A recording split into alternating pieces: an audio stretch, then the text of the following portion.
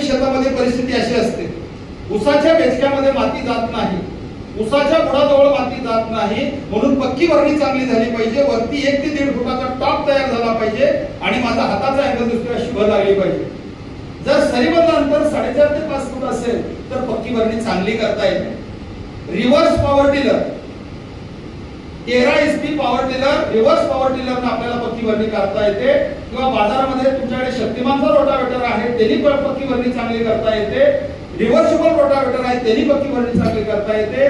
पक्की भरणी जर चांगली झाली तर हार्वेस्टरनं ऊस ग्राउंड लेवलला कटिंग होतं आणि आपल्याला जमिनीला ऊस तुटल्यामुळे आपल्या कारखान्याला रिकव्हरी चांगली मिळते, त्यामुळे टनेज वाढतं आणि त्यामुळे फुटवा सुद्धा चांगला निघतो.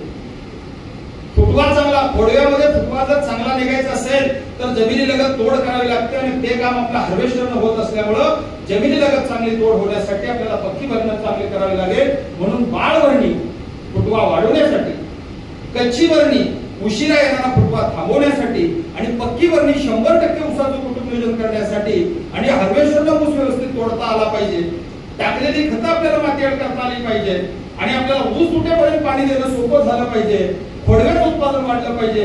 यासाठी माझा हात दिसतोय अशा पद्धतीने पक्की भरणी करण्याचं काम आपल्याला या ठिकाणी जर झालं तर आपल्याला निश्चितपणानं आपल्याला फायदे हे जास्त मिळतात.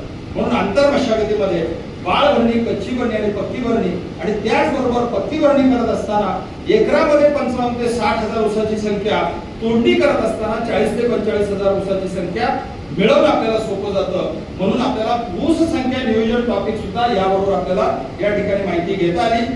आपल्या भागामध्ये आपण आतापर्यंत सगळी माहिती घेतली. शेवटचा एक मुद्दा राहिलेला आहे तो म्हणजे पांढरी माशी. आपल्या भागामध्ये 15 मेच्या पुढे जून जुलै